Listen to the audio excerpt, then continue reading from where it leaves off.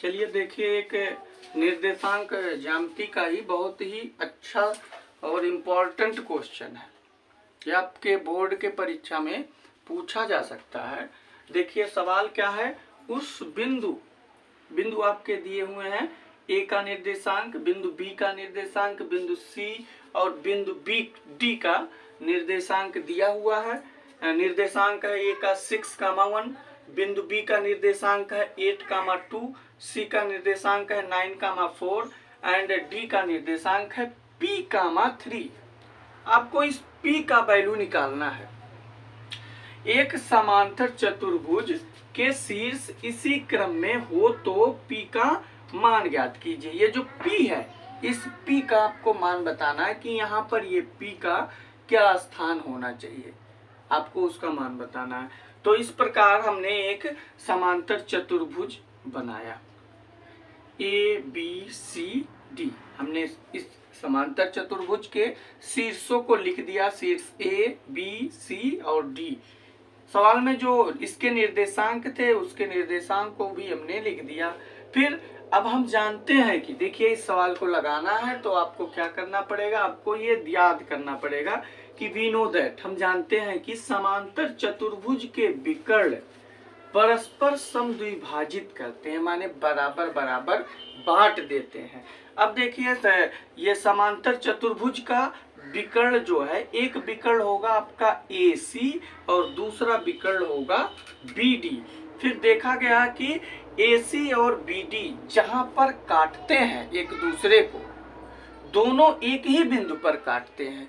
तो जब दोनों एक ही बिंदु पर काटते हैं और हमें देखने में भी लग रहा है कि ये दोनों का मध्य बिंदु है, AC का भी मध्य बिंदु यही है और BD का भी मध्य बिंदु यही है, दोनों का ये मध्य बिंदु है। तो हम क्या किए हैं, AC के मध्य बिंदु का निर्देशांक और BD के मध्य बिंदु का निर्देशांक, दोनों के मध्य बिंदु का निर्देशांक भी बराबर होगा। तो क्यों बराबर होगा, क्योंकि ये दोनों समांतर चतुर्भुज के विकर्ण परस्पर समद्विभाजित करते हैं, इसलिए इसके मध्य बिंदु का जो निर्देशांक होगा वह भी बराबर होना चाहिए। तो इसलिए हमने लिखा कि AC के मध्य बिंदु का निर्देशांक बराबर BD के मध्य बिंदु का निर्देशांक। अब हम मध्य बिंदु का फार्मूला निकालना जानते हैं कि जैसे हमें AC का मध्य बिंदु निकालना है तो AC का मध्य बिंदु होता है x1 प्लस x2 बटे 2, y1 प्लस y2 बटे 2। ये मध्य बिंदु का निर्देशांक का फार्मूला होता है। अब हमने AC का मध्य बिंदु हमें निकालना है तो x1 हो जाएगा हमारा 6 और x2 हो जाएगा 9, y1 हो जाएगा 1 और y2 हो जाएगा 4।